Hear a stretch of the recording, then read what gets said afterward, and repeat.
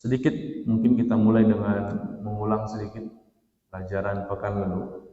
Pekan lalu kita sudah membahas beberapa hal penting dan mendasar terkait fikih udhiyah. Ya, betul Pak? Saya konfirmasi dulu ini. Ya. Ini jangan lanjut tapi yang pekan lalu lupa nih. Masih ingat Pak? Oke, set. Masih ingat belum tidak ini? Masih ya? Nah, kalau jawabannya masih, saya tes. Ya, untuk membuktikan kalau jawaban Bapak betul ini, masih ingat? Jika ada seekor hewan kurban, ternyata hewan kurbannya betina dan sedang hamil.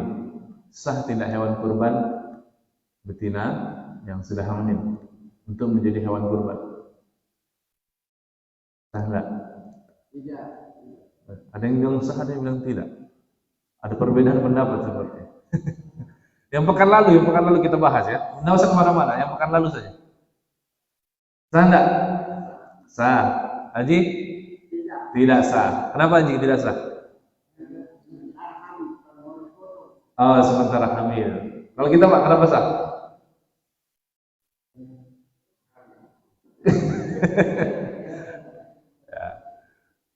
Sah atau tidak? Pernah tidak dapat di kasus sapi hamil atau kambing hamil? Tidak pernah ya?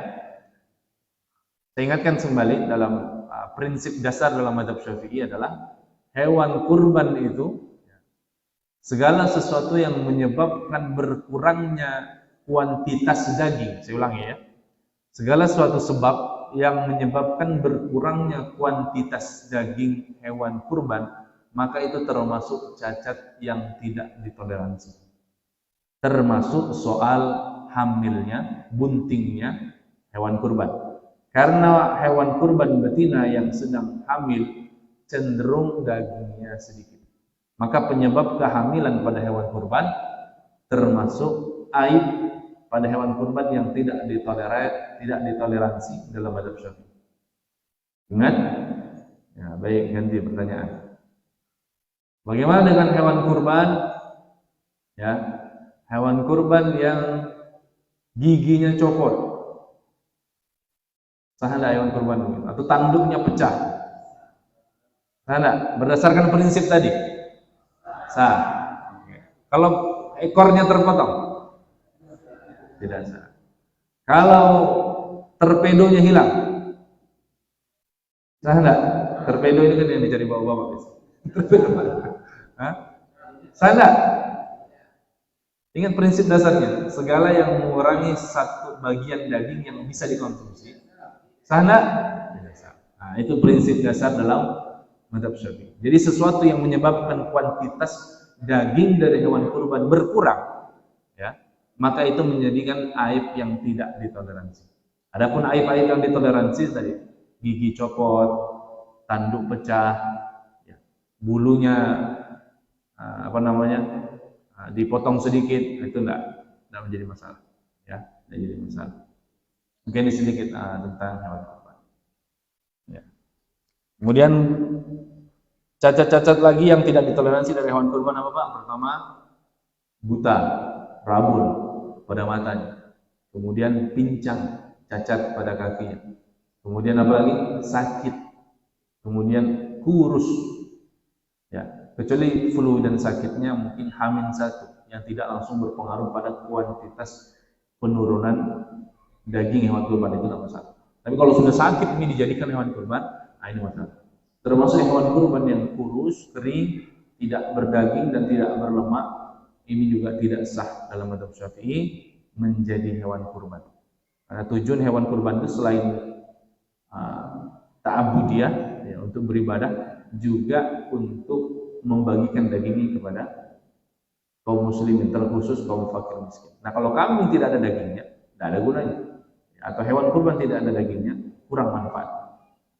Ini terkait dengan hewan kurban. Kemudian hewan kurban yang boleh dijadikan udhiyah atau hewan kurban ada berapa? Ada berapa? Halo? Berapa? Satu, unta. Dua, sapi. Tiga, sapi. Ada lagi yang boleh? Kerbau. Apa lagi? Domba. Zebra boleh? Tidak boleh. Benteng? Tidak boleh. Ayam? Tidak boleh ya. Walaupun satu kandang ya. Walaupun satu kandang. Tidak boleh. Ya, baik. Ya seperti yang sudah mulai memorinya terangkat kembali. Biar kita bisa nyambung nih bahasnya. Karena kalau belum nyambung lagi yang pekan lalu, berat kita mau lanjut lagi. Baik, Bapak Ibu jamaah sekalian yang semoga Allah rahmati. Kita masuk ke pembahasan ini adalah sekarang ya, sunnah-sunnah tentang berkurban sudah. Sunnah-sunnah berkurban belum ya? Nah, baik kita mulai dari sini. Bismillah. Qala al-musannif Imam Abu Suja rahimahullah wa nafa'a bihi wa ulumihi fi dharain qala wa yustahabbu 'inda dzibh khamsatu asya'. Ketika seseorang akan menyembelih hewan kurban, ada beberapa hal yang disunahkan dan dianjurkan untuk dilakukan. Ya. Apa saja di sini disebut 5 hal, tapi mungkin ada beberapa poin yang tidak disebutkan nanti akan kami tambahkan. Pertama adalah tasmiyah. Nah, jadi seorang itu kalau mau menyembelih hewan kurban, pertama membaca tasmiyah, bismillahirrahmanirrahim. Ya. Paling tidak ada 3 hal yang diucapkan. Pertama bismillah, kemudian apa? Takbir, ya, plus sholawat, kemudian doa. Jadi kalau Nabi SAW menyebutkan Bismillahi Allahu Akbar wa ala millati Rasulillah Allahumma hada minka walaka Allahumma taqabbal min Muhammadin wa ali Muhammadin wa ummat Muhammadin. Ya, ini sunnah hukum. Jadi kalau misalnya pun enggak, cukup Bismillah Allahu Akbar. Taqabbal minna, terima. Ya, penting itu ada bagian dari yang disebutkan dalam doa-doa tersebut. Ini pertama, mengucapkan tasmiyah. Karena kata Nabi SAW, kullu dzibalin lam tubda bil basmalah fa huwa aqta. Segala sesuatu yang tidak dimulai dengan bacaan basmalah, maka dia aqta, terputus. Atau dalam riwayat lain, abtar. Apa itu aqta atau abtar? Qalilul barakah. Ya, qalilul barakah. Hilang keberkahan. Apalagi dalam soal sembelihan. Sebagian ulama agak keras ketika seseorang lupa membaca bismillah ya. Karena satu sembelihan itu menjadi halal, sembelihan itu menjadi halal adalah apa? Jika dia disembelih dengan menyebutkan nama Allah. Bismillahirrahmanirrahim. Terus bagaimana kalau seorang muslim lupa menyebutkan bismillah? Terpotong. Astagfirullah, kayak belum baca bismillah. Coba lihat video, direkam. Oh iya, belum dibaca. Halal enggak sembelihannya? Halal enggak? Potong, enggak baca bismillah. Padahal apa? La yahillu, tidak halal ya, madzubiha bi bismillah. Ya, tidak halal sesembelihan yang tidak diucapkan basmalah. Nah, kalau lupa bagaimana? Mati nih. Enggak bisa diulang, bagaimana cerita diulang? Kan sudah disembelih mati nih, kenapa diulang? Oh gitu. Nah, kalau para ulama kita lihat bagaimana penjelasan para ulama. Para ulama menjelaskan maksudnya dari menyembelih dengan nama Allah adalah berdasarkan i'tiqad, yakin kepada Allah Subhanahu. Maka seorang muslim yang lupa menyembelih, potong ayam, potong kambing, potong sapi, terpotong nih lupa baca bismillah, sembelihannya tetap halal. Kenapa? Karena sebenarnya penyembelihan itu bukan karena ucapan bismillah, tapi karena yakin bahwasanya dia sebagai seorang muslim, dia orang mukmin dan dia yakin bahwasanya sembelihan ini memang diperuntukkan untuk Allah. Sekiranya dia ingat sebagaimana disebutkan oleh Ibnu Arabi Al-Maliki, beliau mengatakan sekiranya seorang muslim ingat pastilah dia menyebutkan bismillah. Kalau ingat kita baca bismillah, maka lupanya itu dimaafkan. Ya, lupanya itu dimaafkan. Kalau non muslim enggak. Ya, kalau lupanya non muslim tidak. Lupanya orang muslim dimaafkan. Maka tetap halal kalau lupa. Ya, kalau sengaja beda urusan. Kalau sengaja enggak halal sebenarnya. Kalau sengaja ingat ini, baca bismillah tidak. Enggak usah begitu. Ingat. Kalau ini enggak halal sebenarnya. Ya, karena dia telah menyembelih sesuatu yang tidak disebutkan dengan nama Allah. Bedanya bangkai dengan tidak bangkai adalah pada itu disebutkan bismillah atau tidak. Maka di penjelasan al-maitah, suatu hewan itu disebut bangkai kapan? Ketika dia mati tidak dengan cara disembelih secara syar'i. Itu saja bedanya. Jadi sama-sama disembelih, yang satu tidak dengan basmalah, yang satu dengan basmalah, statusnya dalam hukum fikih beda. Yang satu halal, yang satu haram. Yang satu sembelihan, yang satu bangkai. Bedanya tipis saja, cuma bismillahnya saja. Ya, ini Pak ya. Jadi cuma bismillah, jangan lupa. Wassalatu ala nabi. Di sini juga Imam Abu Suja rahimahullah menyebutkan salawat kepada Nabi. Yang kedua, ya. Kemudian wastiqbalul qiblah, menghadap kiblat. Nah, ini sunnah menghadap kiblat. Jika memungkinkan. Karena mungkin ada beberapa eksekutor kesulitan, sapi mengamuk, terpaksa dijatuhkan, sulit diarahkan kiblat, tidak masalah, sunnah. Ya, afdal menghadap kiblat. Maka kalau menghadap kiblat posisinya berarti bagaimana, Pak? Kepala kambing atau sapi di mana? Di sana ya. Betul, di sana. Di sini selatan. Nah, selatan, kaki di sana. Akan nanti kemudian tangan kiri pegang kepala, tangan kanan menyembelih. Seperti itu. Ya. Kemudian selanjutnya disebutkan adalah wat takbir, memperbanyak takbir. Maka dan yang kelima adalah wad du'a bil qabul. Maka ini yang disunahkan. Ini sunnah terkait tata cara eksekusi. Ya. Pertama baca bismillah. Bismillahirrahmanirrahim. Allahumma salli ala Muhammad wa ala ali Muhammad. Kemudian menghadap kiblat. Kemudian bismillah Allahu akbar. Bismillah, sholawat. Apa lagi? Takbir. Kemudian doa. Terakhir Allahumma hadza minka wa laka. Allahumma taqabbal minna. Ya Allah, terimalah dari kami. Ya. Dan perlu diperhatikan, bagi yang menjadi wakil, tukang jagal. Tukang jagal itu wakil dari mudhahi. Ya. Karena yang paling utama menyembelih adalah mudhahi, paling utama, sunnah. Karena Nabi SAW menyembelih sendiri hewannya. Itu yang paling utama. Jadi kalau ada 7 kelompok, ada mudhahi di dalamnya dan mampu untuk sembelih, afdal mudhahi, ya, menyembelih sendiri. Ya. Tapi kalau mudhahinya penakut semua, takut pegang golok, takut lihat darah, nah, serahkan itu tukang jagal. Tapi tukang jagal ada anjuran bagi tukang jagal, niat. Nah, ini bagi tukang jagal. Biasanya di sini siapa tukang jagal? Haji kita? Oh, bukan. Oh, Ustaz, oh, Imam. Maka ini sebagai wakil dari mudhahi, jangan lupa niatnya. Ya, niatnya mewakili 7 orang yang ada di sini. Karena tukang jagal ini wakil. Ya, wakil dari mudhahi. Maka ketika dia menyembelih, meniatkan diri, saya sebagai wakil, ya, anha ula isabah, atas 7 orang ini. Nah, maka sembelih. Jadi jangan dia sembelih niatnya untuk diri sendiri. Nah, menyebabkan nanti apa? Sembelihan itu tidak sah. Karena dia tidak mewakili berarti. Nah, ini perlu diperhatikan ya. Jadi para wakil penyembelih niat untuk, makanya sebagian tukang jagal biasanya dibacakan kertas. Ya.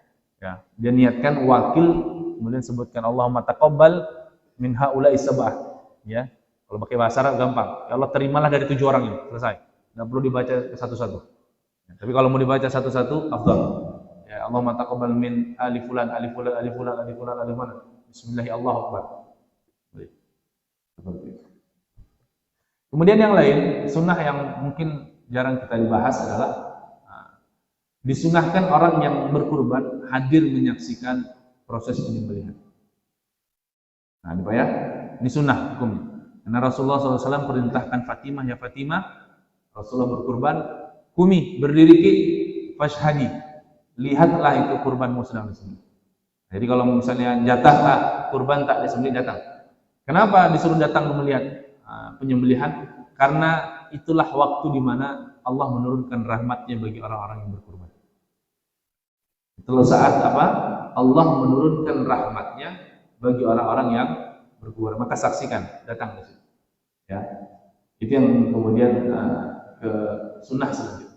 Sunnah selanjutnya bagi orang yang akan berkurban adalah hendaknya tidak memotong kuku, rambut, kumis, dan seluruh bagian dari tubuhnya ketika sudah memasuki bulan Zulhijjah. Jadi kalau sudah masuk Zulhijjah tidak dipotong. Berdasarkan hadis Nabi SAW, "Man kana lahu dhibhun wa uhilla hilalu Zulhijjah fal yamna'hunna min adfarihi aw ash'arihi aw kama qala." Jika seorang yang akan berkurban, sudah niat berkurban, apa buktinya? Sudah mencatat di situ. Sudah mencatat, berarti sudah niat berkurban semua. Kalaupun tidak mencatat, mungkin sudah niat, tapi nanti saya tulis nanti kalau sudah dekat-dekatnya. Ya, H-7. Berarti sudah niat. Maka kalau memasuki Zulhijjah, hendaknya tidak memotong kuku, tidak memotong kumis, tidak memotong rambut, dan tidak memotong-motong yang lain. Ya. Kenapa? Sunnah ini hukumnya. Bagaimana kalau ada yang memotong? Sebagian ulama sampai menghukumi haram, karena larangannya cukup tegas. Sebagian ulama, tapi dalam mazhab Syafi'i seperti yang dijelaskan oleh Imam An-Nawawi rahimahullah dalam Al-Majmu' Syahrul Muhazzab, beliau menjelaskan hukumnya kalaupun terpaksa, mungkin terpaksa ya, harus memotong-motong itu, maka hukumnya makruh tanzih. Nah, lebih baik ditinggalkan. Kalau makruh bagaimana Pak konsekuensinya? Dikerjakan tidak berdosa. Ya, tapi ditinggalkan lebih utama, berpahala. Tapi lebih utama sunnah. Jangan sampai kita kehilangan. Remeh tidak potong kuku, tahan sampai hewan kurban tak disembelih 10 hari. Ya, biarkan kumis dulu melambai-lambai sampai keluar semua. Ya, bulu hidung keluar, biar tidak bersunnah. Kenapa alasannya? Para ulama menjelaskan. Karena Allah Subhanahu wa taala memberikan ampunan kepada seluruh anggota tubuh seorang mudhhi. Maka jangan sampai, kapan itu diberikan? Ketika hewan kurban yang dipotong. Maka jangan sampai nanti ada bagian tubuh yang kemudian disingkirkan sebelum itu terjadi. Karena bagian tubuh yang kemudian hilang dari anggota mudhhi, tubuh mudhhi, tidak dapat nanti kalau dipotong semua. Tanggal 1 Zulhijjah misalnya, potong kuku, potong kumis, potong bulu hidung, potong rambut. Padahal mungkin ketika kita berbuat dosa, anggota-anggota tersebut ikut. Ya, yang kita potong kuku menjadi saksi, rambut menjadi saksi, bulu hidung menjadi saksi, kumis menjadi saksi. Nah, ketika Allah turunkan rahmat dan ampunannya ketika hewan kurban tak dipotong, maka anggota tubuh yang sudah terpotong tadi, yang sudah terpisah, tidak mendapatkan bagian. Nah, ini salah satu hikmah tasyrik. Ya, disunahkannya kita menahan diri bagi mudhhi untuk tidak memotong bagian dari tubuh, kuku dan rambut. Rambut yang mana saja? Ya, yang atas, bawah, samping, kanan, yang tampak maupun yang tidak tampak sama. Ini sunnah juga, ya Pak ya. Kemudian sunnah selanjutnya adalah hendaklah memperbanyak takbir ketika prosesi pemotongan. Takbir. Karena memang Idul Adha sendiri itu adalah syiar. Ya, syiar. Jadi perbanyak takbir. Jangan diam-diam saja. Ya. Sambil merekam, ya bolehlah merekam. Tapi takbir, Allahu Akbar, Allahu Akbar, syiar. Ya, syiar. Nah, ini yang ke sunnah selanjutnya. Sunnah selanjutnya adalah ketika Idul Adha, ketika pemotongan adalah dianjurkan, bahkan diwajibkan menggunakan alat potong yang memang mumpuni, ya, qualified, tajam, dan juga mencukupi. Maksudnya mencukupi apa? Mencukupi sekali potong di bagian hewan leher kurban. Memotong 3 bagian, Pak. Masih ingat? Apa saja? Saluran napas, saluran makan. Ya. Al-khulqum wal mari, kata para ulama. Maka 2 saluran ini ketika dipotong harus putus. Ya. Kalau jalur makanan itu di tengah, kalau jalur napas itu di samping. Nah, jalur napas ada 2, jalur makanan ada 1. Maka 3 ini harus putus. Ya. Kalau tidak putus atau berulang kali nanti dipotong, makruh sembelihan. Nah, jadi makruh sembelihan. Maka kalau bisa pisau tajam sekali, 1 kali tarik selesai, putus. Nah, itu bagus, lebih baik dan tidak menyiksa hewan kurban. Kalau bagaimana tukang jagal goloknya lupa diasah, tidak tajam. dipaksa mami kayak gergaji, ya. mati tadi. Ya. Nah, tapi yang begini adalah makruh. Kenapa? Menyiksa hewan. Karena cara berbuat baik sama hewan itu menghadirkan kematian yang cepat. Menghadirkan kematian cepat. Ini apa ya? Ini beberapa sunnah tentang hewan, tentang berkurban. Kemudian selanjutnya adalah kita masuk di bab hukum memakan daging kurban. Ya. Imam Abu Syuja mengatakan wala ya'kulul mudhahhiyu syai'an min al-udhiyati al-mandurah. Hewan kurban terbagi menjadi dua klasifikasi. Klasifikasi pertama adalah kurban nazar. Kurban apa? Nazar. Bagaimana contoh kurban nazar? Saya bernazar tahun 2022 kurban 1 ekor kambing. Maka ini hukumnya wajib ditunaikan. Atau saya akan dan keluarga akan kurban sapi 1 ekor nazar, maka ini wajib ditunaikan. Ya. Kalau tidak ditunaikan berdosa nazar. Ya. Dan bedanya nazar dengan kurban yang lain, nazar orang yang bernazar, misalnya saya nazar kambing atau nazar sapi, maka daging kurbannya tidak boleh dimakan oleh dia yang bernazar dan juga keluarganya sama sekali. Wajib disedekahkan kepada fakir miskin seluruhnya. Saya ulangi, ya, daging hewan kurban yang nazar tadi, maka yang bernazar dan keluarganya tidak boleh mendapatkan bagian sedikit pun dari hewan kurban tersebut dan wajib disedekahkan seluruhnya kepada fakir miskin. Beda dengan hewan kurban yang kedua, kategori kedua, kurban sunnah sebagaimana kita ketahui. Hewan kurban sunnah. Nah, hewan kurban sunnah apa patokannya? Para ulama mazhab Syafi'i membagi 3 klasifikasi pembagian. Pertama, ya, mudhahhi mendapatkan bagian. Jadi orang yang boleh mendapatkan pertama mudhahhi. Ya. Kemudian yang kedua kaum muslimin yang fakir miskin. Dan kemudian yang ketiga adalah kaum muslimin secara umum, yang kaya, yang cukup boleh dapat. Berdasarkan firman Allah dalam surah Al-Hajj, wa at'imul qani'a wal mu'tar. Maka berikanlah makan dari daging hewan kurban itu al-qani, orang yang cukup, tidak meminta-minta, wal mu'tar, yang membutuhkan, yang meminta-minta. Maka al-qani mewakili orang yang menengah ke atas, cukup dan kaya, wal mu'tar adalah kaum fakir miskin. Ini perintahnya. Maka berdasarkan hadis dalil ini, para ulama membagi 3. Ya. Maka pertama adalah untuk mudhahhi itu sendiri, sepertiga. Sepertiga kedua untuk fakir miskin. Kemudian sepertiga yang ketiga untuk kaum muslimin secara umum. Yang untuk diri sendiri hukumnya sunnah. Ya. Tidak ada patokan, haruskah sepertiga, enggak. Ini aturan ijtihad para ulama.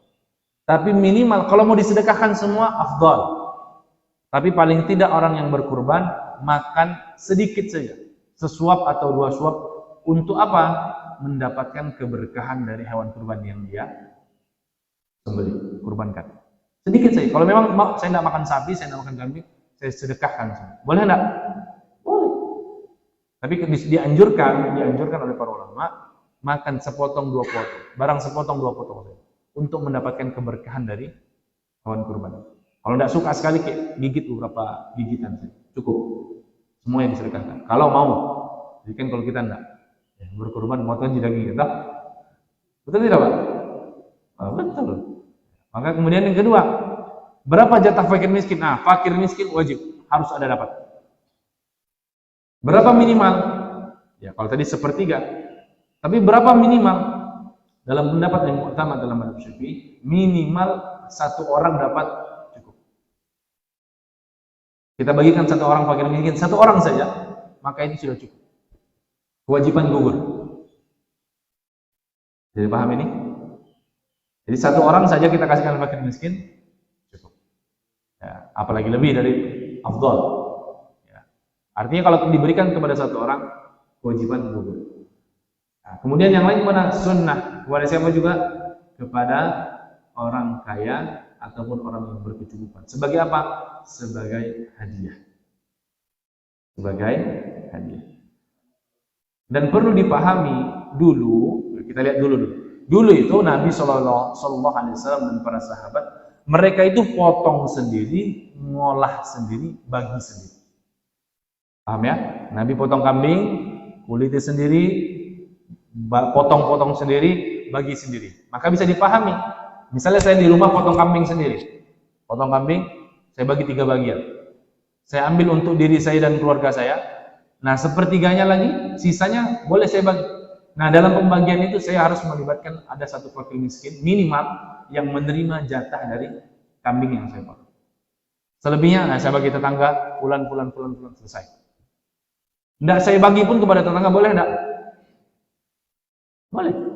Saya bagi sedikit fakir miskin 1 orang, 2 orang, sisanya saya bagikan kepada saya dan keluarga saya. Sah tidak? Sah. Dapat pahala kurban tidak? Dapat.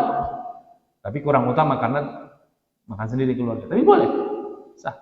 Nah, ini yang kadang kalau karena panitia kurban menjadi wakil dari mudhari, kadang kebingungan. Ya. Jadi aturan bagi sepertiga itu aturan bagi yang sifatnya teknis. Sifatnya apa?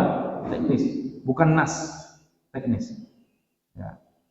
Jadi nanti kalau kita misalnya seperti kita membaginya 7 bagian, bagi dapat 1 orang bagian dapat 3 kupon. Nah, itu salah satu teknis yang berdasarkan hadis ini. Nah, biasanya 3 kupon apa? 1 untuk mudhahi, 1 kupon biasanya 5 kilo. Nggak tahu di sini berapa? Berapa kilo Pak 1 kupon mudhahi? Oh, 3 kilo ya? Ya, 3 kilo. 3 kilo. Berarti 1 mudhahi dapat 5 kilo. Maksudnya 3 kupon 5 kilo.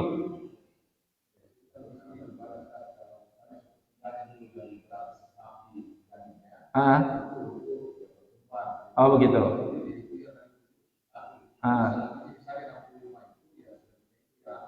Oh begitu. Teknisnya begitu. Oh, ya. Tapi biasanya kalau saya di situ di Musabin, biasanya dapat kupon 3 mudhahi. Kupon untuk dia biasanya 3 kilo. Nah, 2 kupon yang lain 1 kilo yang boleh dibagikan kepada terserah mau tetangganya, mau jamaah lain, terserah. Sama seperti itu ya. Jadi seperti itu.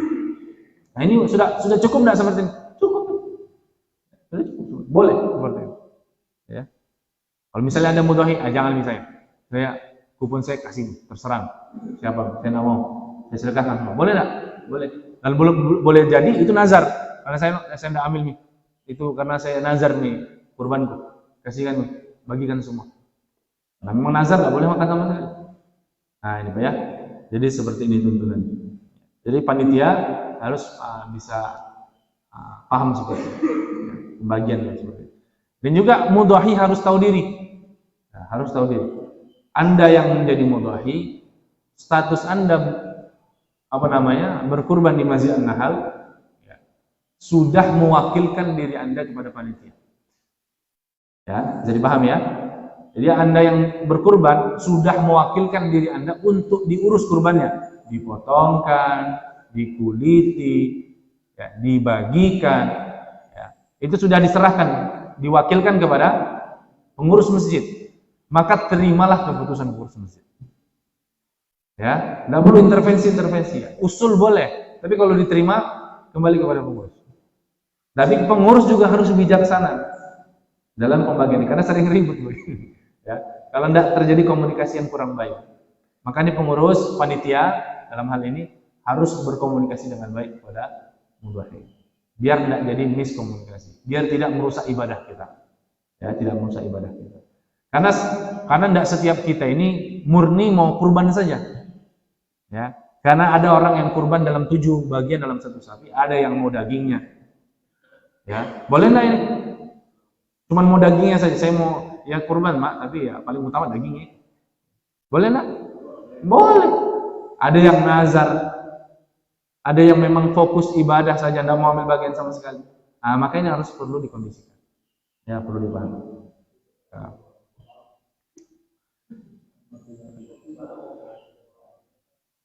Seperti itu ya Pak. Ini jadi pembagian.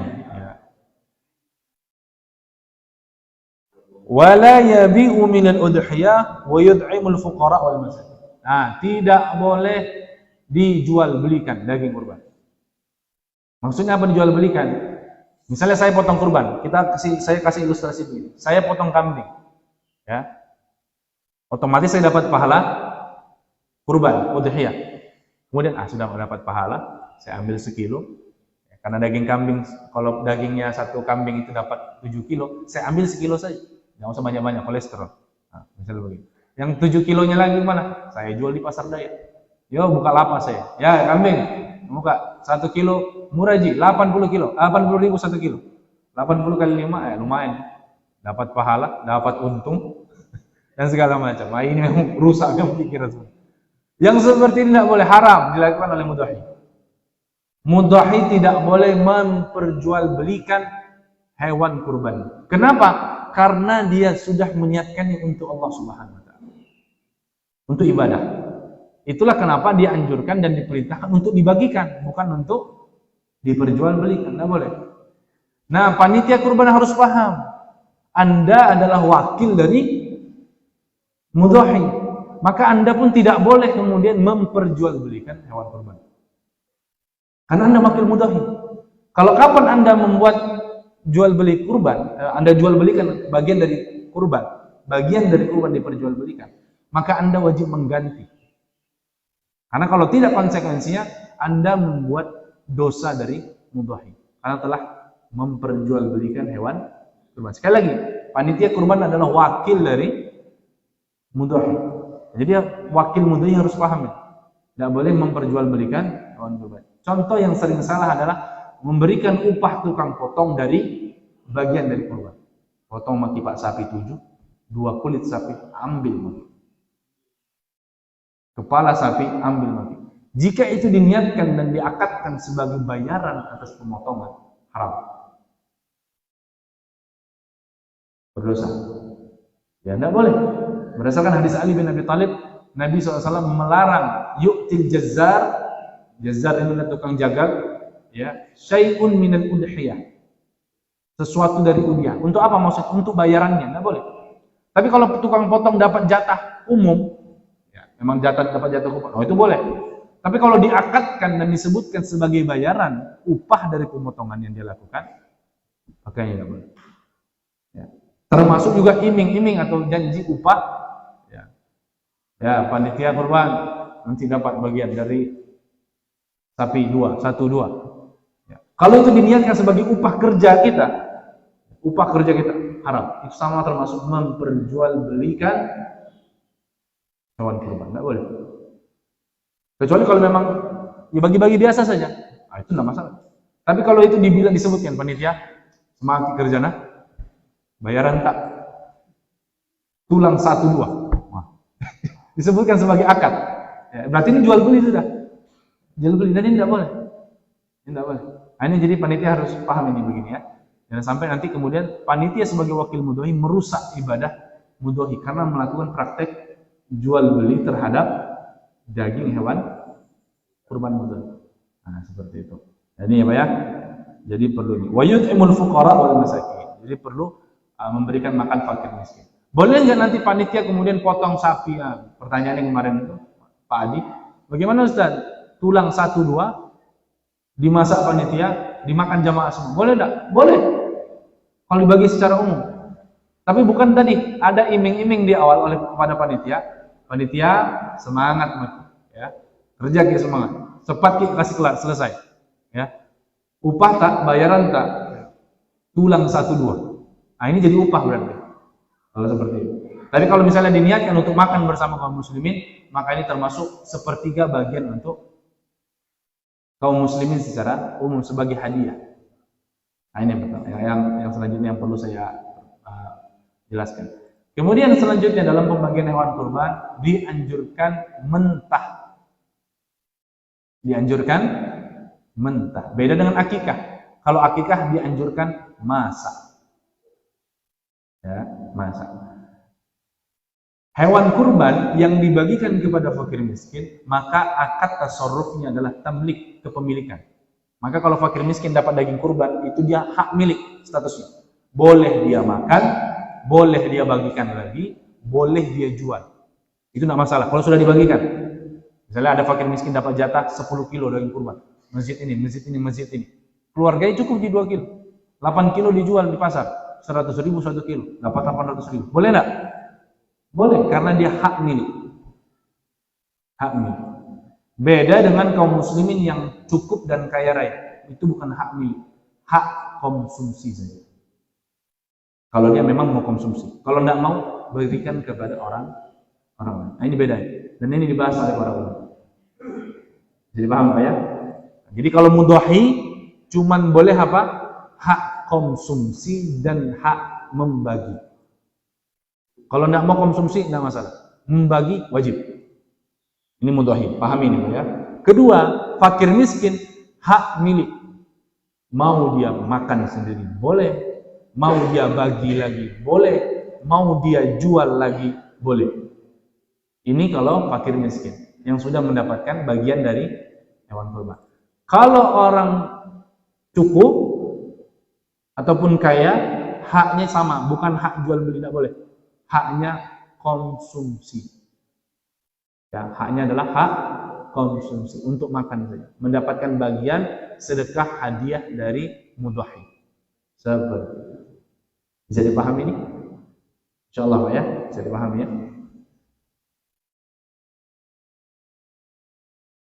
Maka di sini disebutkan wala yabi yahrumu 'alal mudhahi bai'u syai'in.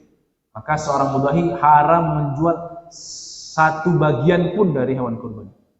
Mau tanduknya kah, mau kepalanya, mau ekornya, mau isinya, mau dagingnya, mau kakinya, haram dijual. Ya.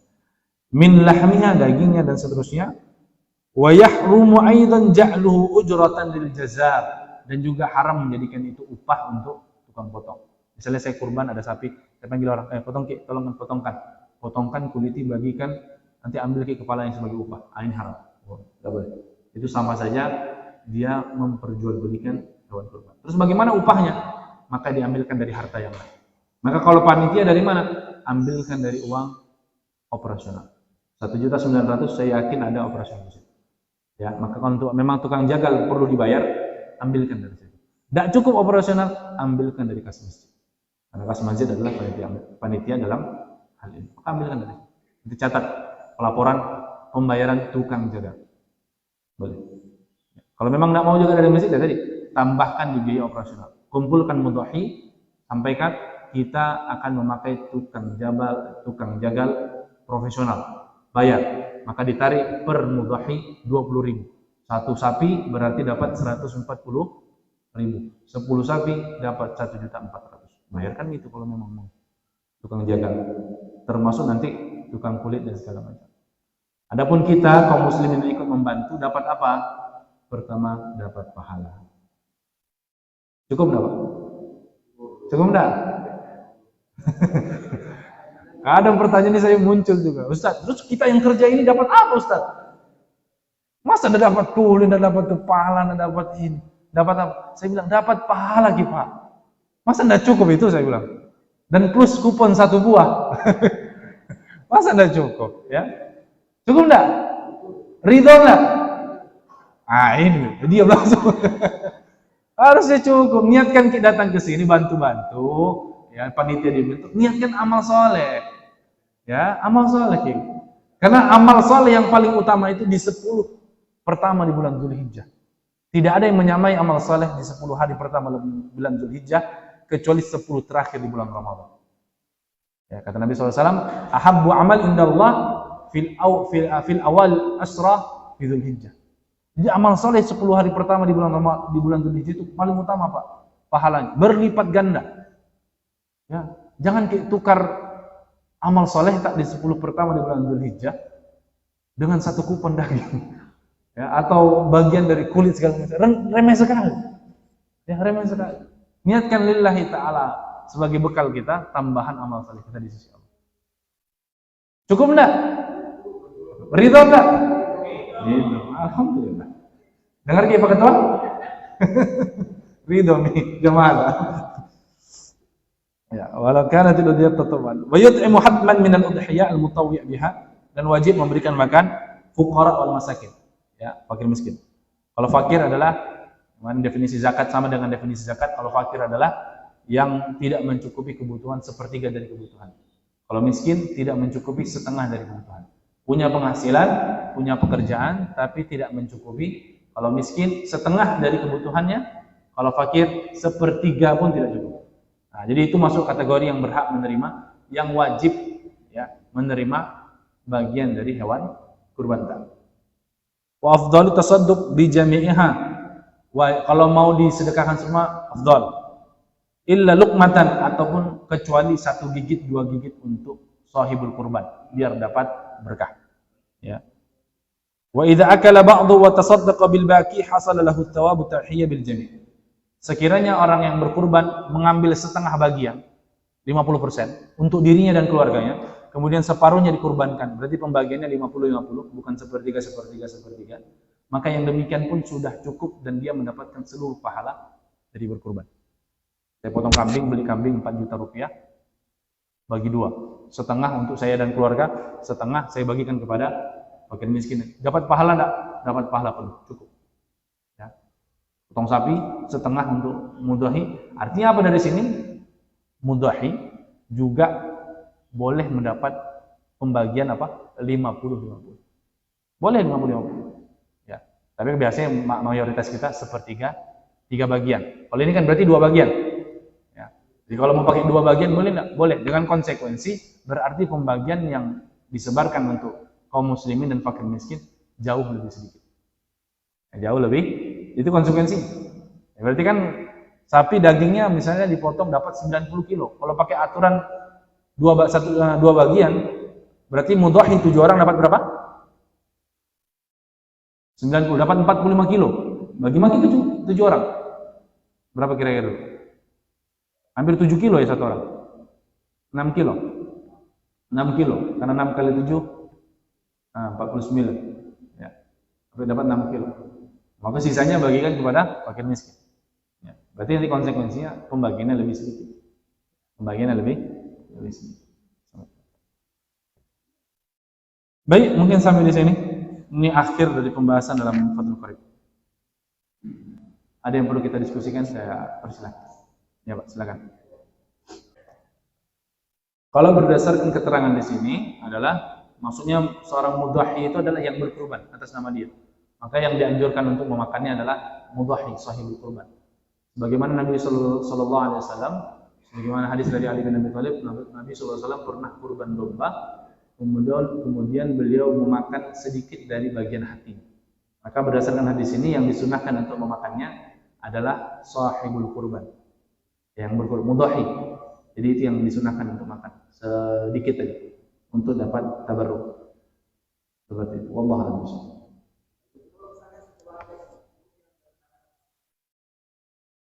Cukup. Tapi biasanya kalau sahibul kurban tidak doyan daging, kemungkinan besar keluarga doyan daging. Kalau bapak saya tidak makan daging, tapi istri, anak makan semua. Ambil nih. Ada lagi? Tentang, iya Pak, silakan. Ya, baik. Pertama, apakah jika salah satu orang dari keluarga berkurban, maka itu sudah mewakili keluarga tersebut? Iya, mewakili pahalanya. Karena pahalanya bisa dibagikan kepada seluruh keluarga. Sebagaimana contoh dari Nabi, beliau berkurban untuk dirinya dan juga keluarganya. Maka ini yang demikian, pahalanya tidak hanya untuk beliau, tapi pahalanya juga untuk seluruh keluarganya. Jadi apa? Dapat keutamaan pahala, bukan dapat keutamaan berkurban. Nah, beda ya. Jadi yang mendapatkan pahala keutamaan berkurban adalah sahibul kurban, mudhahi. Tapi yang mendapatkan pahala keutamaan, pahalanya adalah seluruh keluarga. Ini tolong dibedakan. Jadi yang dapat pahala berkurban adalah sahibul kurban. Tapi yang mendapatkan fadilah keutamaan dan juga termasuk dapat pahala atas penyembelihan seseorang itu juga termasuk keluarganya. Dalilnya apa? Dalilnya adalah perbuatan Nabi. Nabi SAW menyembelih kemudian mengucapkan Allahumma taqabbal min Muhammadin, dari Muhammad berarti sendiri, wa ali Muhammadin, keluarga, wa ummat Muhammad, dan umatnya. Maka itu mencakupi ya berarti dapat pahala, keluarga dapat pahala, umat orang lain dapat pahala yang diniatkan dalam kurban tersebut. Ya. Tapi apakah kemudian dinilai sebagai orang yang berkurban juga? Tidak. Ya. Saya sudah berkurban, kata istri. Berkurban kita? Ada kulit nama tak? Tidak dipakai nama suamiku. Nah, itu artinya dia tidak berkurban, karena yang berkurban adalah suaminya. Tapi dia dapat pahala dari kurban suaminya tersebut. Itu maksud. Ya. Kemudian bolehkah menyimpan daging kurban lebih dari itu? Boleh. Ya. Adapun yang mereka yang melarang berdasarkan hadis Nabi SAW memerintahkan untuk dihabiskan adalah hadis ini mansuh, sudah dihapus dengan hadis yang datang belakangan. Hadis yang datang belakangan adalah bahwasanya para sahabat ketika itu menyimpan hewan kurbannya sampai beberapa bulan ke depan. Ya tadkhir, dan itu boleh. Maka termasuk pemerintah Arab Saudi kemudian membuat inisiatif, dibuatlah kornet. Bahkan dulu kami di kampus itu karena banyaknya itu daging kurban, Pak, beli kornet yang besar itu 2 buah itu disimpan itu. Dari Zulhijjah sampai dekat Rajab belum habis. Sampai mau Ramadan belum habis. Karena banyak sekali daging. Simpan terus. Boleh enggak? Boleh. Enggak masalah. Itulah salah satu alasan kenapa daging kurban wajib dibagikan dalam bentuk mentah. Kalau matang enggak bisa. Kalau matang dipanaskan sekali, 2 kali, 3 kali selesai. Enggak bisa. Makanya diperintahkan kalau daging kurban mentah. Jadi boleh disimpan. Kalau mau restock, ya, dapat daging 3 kilo dari Masjid Nahar, dapat Masjid Musabihin 6 kilo nih, hemat-hemat pagi itu. Satu bulan Zulhijjah 1 kilo, nanti Muharram 1 kilo, 1 kilo. Biar paling enggak ada stok daging toh. Rindu makan daging kurban ini, masak mikir Bu, masak nih setengah kilo, boleh. Allah seperti itu. Ya Pak, silakan. Pertama, apakah termasuk bagian dari nazar orang yang kemudian menabung dan dengan niat tahun depan berkurban? Ya. Apakah itu termasuk nazar? Tidak. Itu sebagai niat soleh saja, niat amal baik. Karena nazar itu spesifik dengan pertama ucapan nazar itu saja. Bernazar, Pak.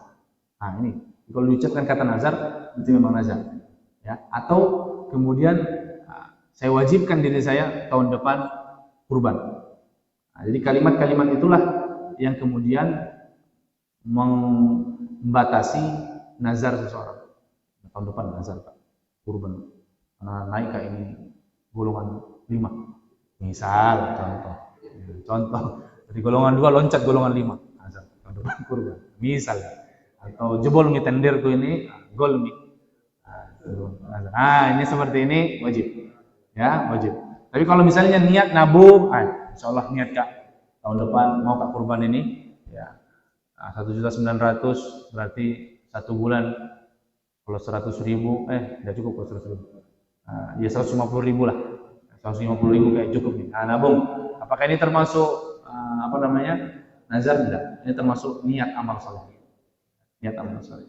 Tabung. Nanti 1 bulan Hamin 30 hari sebelum Idul Adha dipakai uangnya untuk perbaiki sepeda. Nah jadi kurban. Bagaimana? Insya Allah sudah dapat pahala berniat. Meskipun tidak jadi Idul Adha, tapi keterlaluan.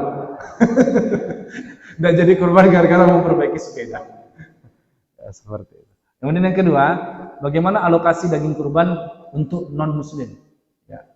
Memang di sini ada perbedaan pendapat di kalangan ulama. Sebagian ulama mengharamkan, termasuk dalam ulama mazhab Syafi'i, banyak yang mengharamkan, termasuk sebut saja seperti Imam Ibnu Hajar Al-Haythami.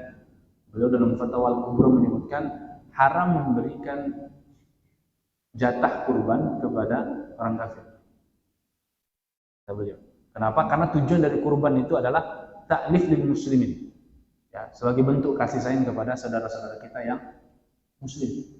Karena itu tujuan ya dari kurban itu sendiri. Tapi tidak dipungkiri ada tanji yang berpendapat boleh ya sebagai hak muasyarah, hak sosial. Ya, dan juga ta'liful qulub. Semoga untuk melembutkan hati mereka. Wah, baik tanji orang muslim. Jadi muslim, Pak. Misalnya seperti itu. Boleh enggak? Boleh. Jadi memang ada perbedaan pendapat di sini. Tapi saran saya, jika muslim belum mencukupi atau kekurangan, minim daging kurban yang diberikan bagi saudara-saudara muslim, maka jangan beralih kepada selain warga muslim. Muslim utamakan. Ya. Jadi berharaplah dulu yang muslim. Kalau sudah turah-turah lebih-lebih nah, misalnya dibagikan kepada tetangga saudara-saudara kita yang lain dari non muslim, boleh. Kalau lebih, saran saya seperti itu. Kalau masih kurang, jangan. Utamakan saudara-saudara kita yang muslim. Karena tujuannya tadi untuk apa? Ta'diful muslim. Untuk menyenangkan hati orang-orang muslim di hari raya mereka. Seperti itu. Allah a'lam.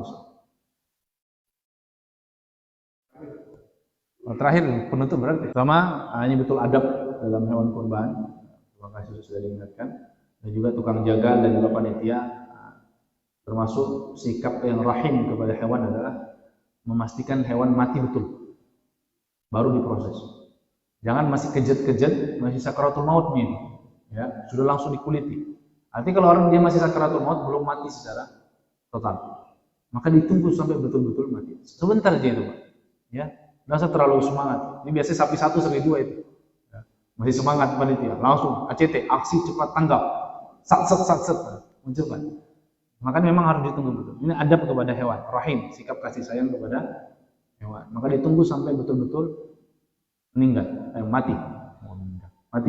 Ditunggu mati dulu, pastikan memang mati, baru proses. Jangan buru-buru. Paling 1-2 menit dia, sampai memang betul-betul dia selesai sakaratul maut. Ya, kalau diproses. Ini adab. Jadi perhatikan itu, mohon diperhatikan panitia ya. Dan yang kedua, bagaimana hukumnya berkurban atas nama almarhum? Lagi-lagi dalam hal ini ada perbedaan pendapat.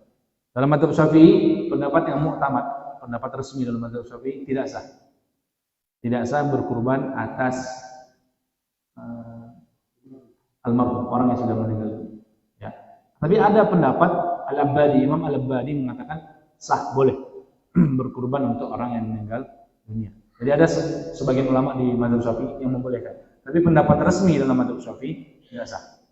Untuk nama orang yang sudah meninggal dunia. Alasan yang membolehkan apa? Karena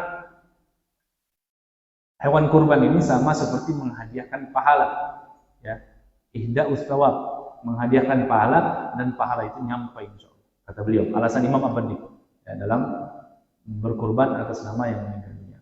Tapi saya lebih cenderung kepada yang tidak. Terus bagaimana? Maka tidak perlu atas nama yang sudah almarhum, cukup atas nama wakil anaknya atau siapa dari keluarganya, sembari diniatkan juga untuk. Nah itu pun pahalanya sama. Dan itu lebih mewakili.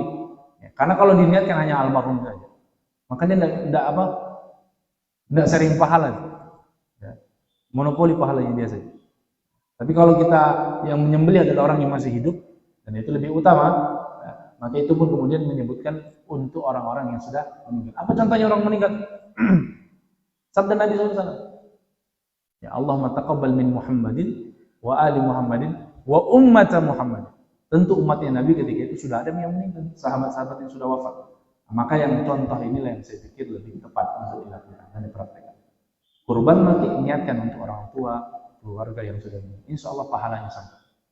Tanpa perlu mengkhususkan atas nama almarhum. Tapi kalau memang tetap ngotot, ya ada ulama yang mengatakan boleh. Jadi kalau saya pribadi, saran saya pilih di pendapat yang atas orang yang masih hidup saja. Allahu a'lam. Itu saja.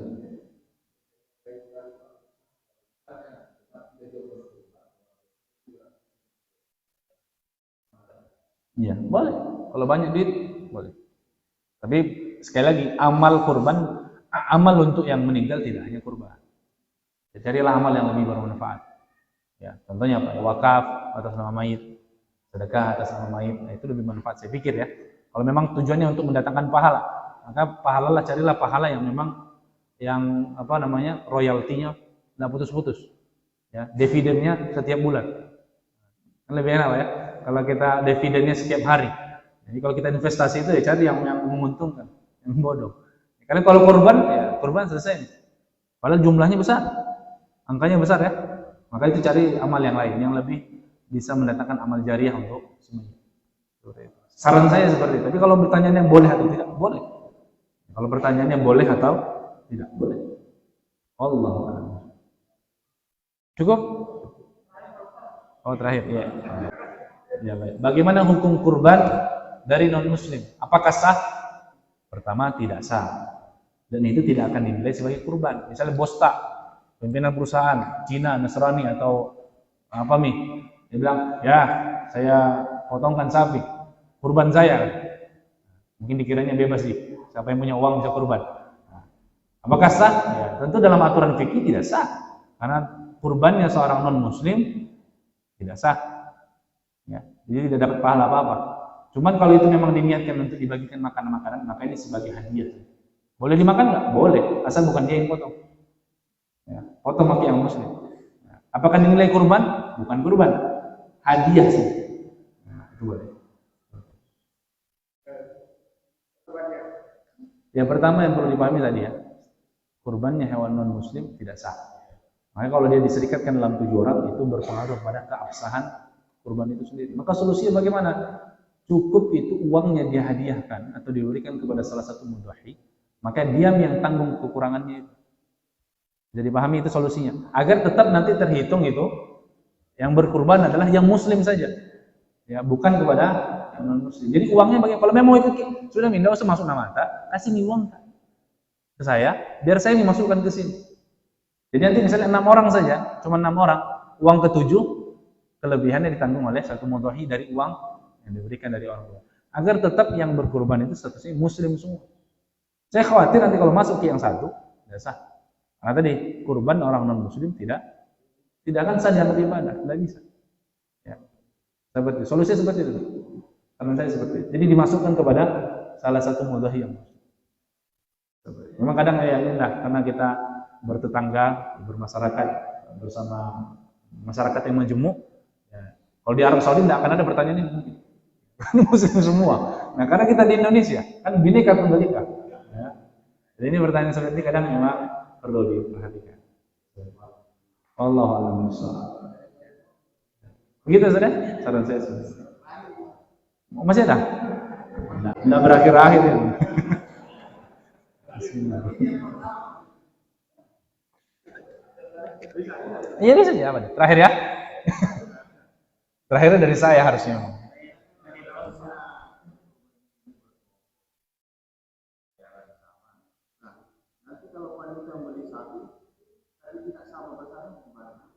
Ya enggak apa-apa. Sama ya pahala. Karena yang dinilai itu adalah ibadah kita, Pak, niatnya. Termasuk ini penting juga. Bagaimana Ustaz, itu kan orang yang kurban 7 orang itu tidak semua niatnya kurban. Ya, ada yang niatnya cari daging, ada yang niatnya nazar, ada yang niatnya apa namanya? Ibadah, dan ada yang niatnya macam-macam lah niatnya. Kan beda-beda orang. Kemudian bagaimana nih? Pahalanya tergantung niatnya. Jadi enggak usah pikir, khusus ada pembahasan niat, maka kembalikan kepada Allah SWT. Kita akan mendapatkan pahala sesuai dengan niatnya masing-masing. Yang cuma niat apa? Pansos misalnya, atau niat apa nih? Ya, tujuan tertentu, tujuan sosial atau segala macam. Ya, makanya dapatnya itu saja. Dapat pahala enggak? Kemungkinan tidak. Ya. Maka tergantung niatnya. Ya, tergantung innama a'malu binniyat. Maka segala amalan tergantung niatnya. Jadi enggak usah khawatir. Ah ini saya tahu betul ini orang ini. Nah ini niatnya enggak benar ini, dia mau korban. Ada mau ke satu kelompok sama dia, enggak ada urusan, urusan. Ya, urusan dia itu. Ya, saya tetangga punya gabung sesuatu, anda mau ke satu kelompok sama dia. Saya tahu betul niatnya enggak benar ini. Hatta kalau dia berkurban dengan harta yang haram sekali. Ya, dia misalnya satu kelompok ya, ada yang kita tahu, uang judi dia menang togel kemarin. Misal ya, menang togel kemarin. Berpengaruh enggak dengan kurban kita? Tidak ada urusan. Ya. Tetap sah kurban kita. Urusan dia yang berdosa itu dia sendiri. Karena inna ma'alumin. Jadi kita tidak berpengaruh dengan wala taziru waziratu wizra ukhra. Tidak ada urusan. Jadi tidak usah kayak ini mau pindahkan Pak Ketua, jangan kelompok 4, pindahkan kelompok 7. Kenapa Pak? Aku lihat ada namanya itu ya. Baru menang togel dia kemarin. Aku takut dikasih uang togel. Tidak ada urusan Pak. Tidak ada urusan. Seperti itu. Kita baik cukup ya, insyaallah. Ya insyaallah semoga yang kita bahas pada kesempatan pagi hari ini bermanfaat, menambah ilmu kita, dan semoga bisa nanti ada 1-2 hal yang perlu kita. Oh masih ada? Ya Ibu boleh.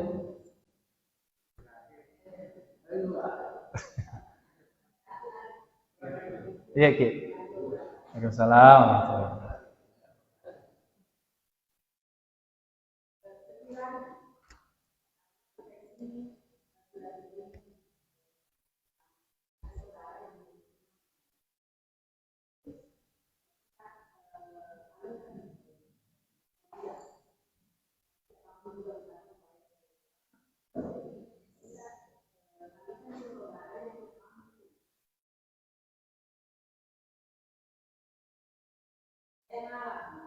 Iya.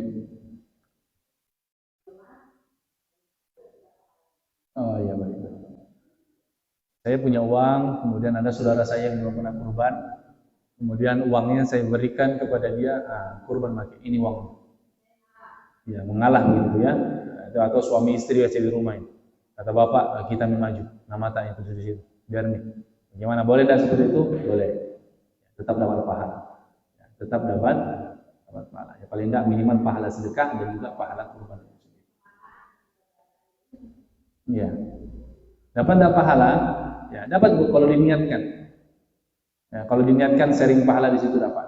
Makanya tadi sebenarnya enggak perlu juga digeser seperti itu. Ya, kalau memang mau dapat sekedar dapat pahala, cukup diniatkan saja sudah dapat pahala. Ya. Tapi perlu dikasih tahu, kadang ada orang misalnya mau berkurban atas nama orang lain. Sedangkan dia tidak tahu kalau dikurbankan. Nah, ini yang repot. Misalnya, saya mau kurban ke teman saya di Mamuju.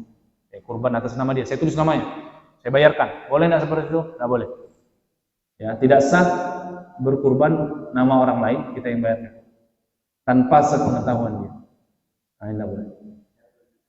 Kalau tahu, tapi ini saya tulis nama kita, saya jadikan ke sahibul kurban ini, saya bayarkan nih. Oh iya biar nih, tulis nih. Boleh, sah. Kalau dia nggak mau, nggak boleh. Jadi harus dengan izin yang terkait. Termasuk tadi pembahasan almarhum, ya, berkurban atas nama almarhum itu dibolehkan jika ada wasiat. Sebagaimana Ali bin Abi Thalib berkurban atas nama Rasulullah. Potongan kami. Kalau Rasulullah sudah meninggal, kemudian ada yang tanya, kenapa Ki? Nabi meninggal nih? Rasulullah berwasiat kepada saya. Kalau wasiat boleh, wajib bahkan ditunaikan karena wasiat. Begitu Bu ya? Jadi boleh Bu, pahalanya boleh dapat, insya Allah dapat. Kalau urusan pahala tidak usah khawatir. Ya, Allah punya banyak. Ya. Begitu Bu ya?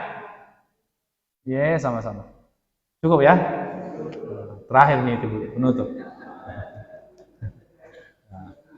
Kita cukupkan sekian, kita tutup dengan doa kafaratul majelis. Subhanallah wa bihamdika, asyhadu an la ilaha illa anta, astaghfiruka wa atubu ilaik. Akhirul da'wana, salah kata, salah sikap yang kurang berkenan, mohon maaf, semoga bermanfaat. Akhirul kalam, assalamualaikum warahmatullahi wabarakatuh.